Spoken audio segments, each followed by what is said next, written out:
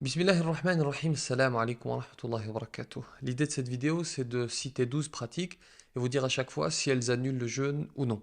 Je vais essayer de faire court, efficace et pratique, Inch'Allah. On y va. Première des choses, c'est le parfum. C'est une question qui revient souvent. Alors, si c'est du parfum classique, bien sûr, il n'annule pas le jeûne. Si vous vous parfumez de manière tout à fait classique, il n'y a pas de problème. En revanche, s'il s'agit d'encens, si vous inhalez volontairement des fumées, alors là, le jeûne est annulé. Le deuxième des points, c'est le fait de manger ou de boire sans faire exprès.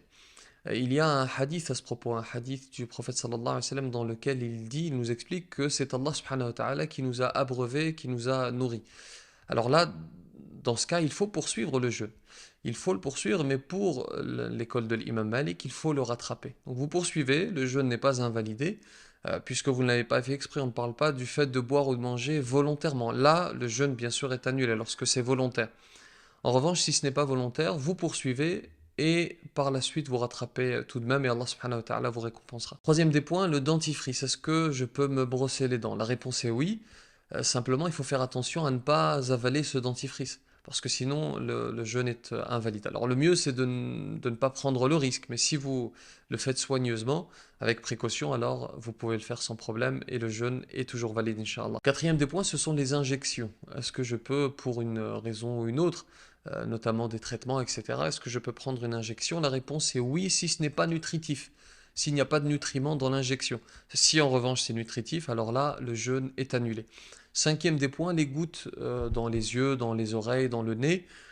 Alors vous pouvez, si ça n'arrive pas jusqu'à l'œsophage, si vous savez que telle goutte, si vous prenez telle goutte, ça arrive à l'œsophage, là, votre jeûne est annulé. Alors si vous devez les prendre absolument parce que vous avez un traitement, parce que le médecin vous le demande, là on ne discute pas, vous ne jeûnez pas et vous rattrapez votre jeûne par la suite.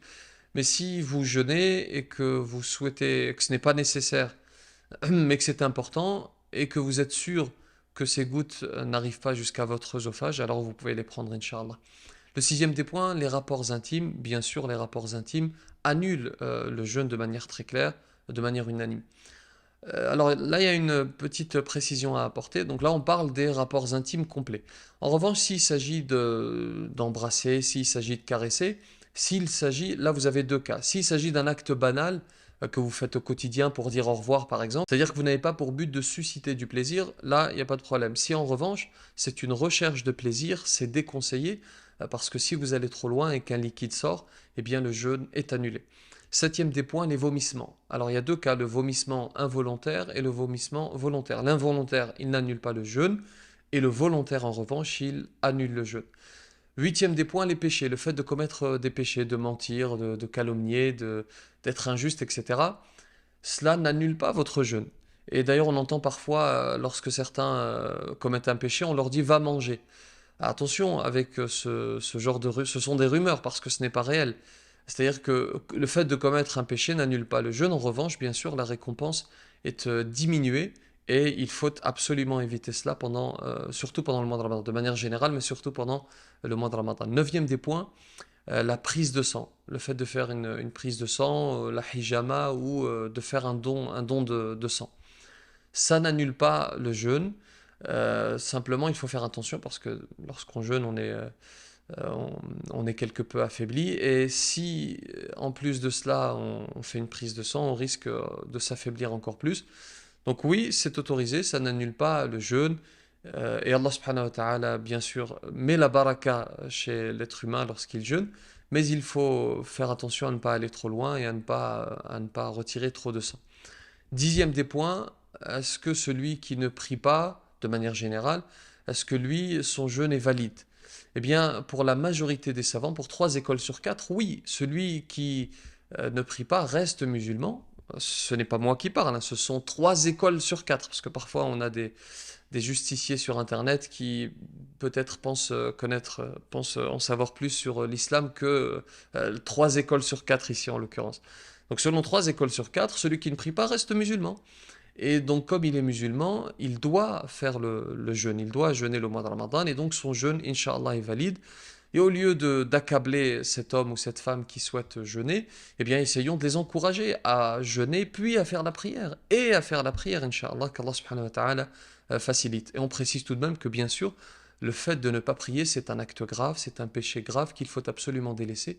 Et il faut se reconnecter avec Allah subhanahu wa ta'ala. 11e des points, la femme qui est enceinte ou qui allaite.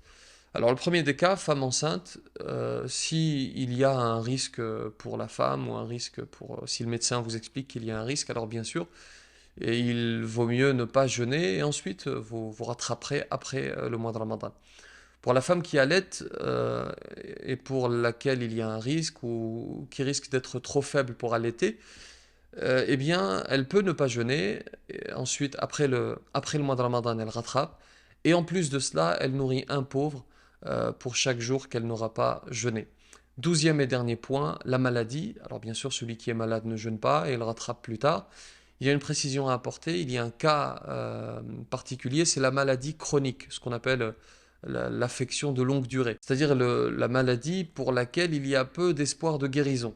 Là, la personne qui est atteinte d'ALD, d'affection longue durée ou maladie chronique, elle ne jeûne pas, elle ne rattrape pas, et selon l'école de l'imam Malik, il est recommandé pour cette personne de nourrir un pauvre pour chaque jour non jeûné. Alors ce n'est pas obligatoire, mais c'est recommandé.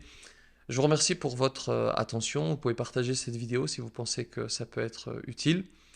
Pas trop de sucreries pour l'iftar. On essaie de ne pas gaspiller. On essaie de penser aux démunis, Inch'Allah, en essayant de partager son repas si c'est possible, ou en faisant un don, Inch'Allah. Qu'Allah subhanahu wa ta'ala vous préserve, qu'Allah accepte votre jeûne, que la paix soit sur vous.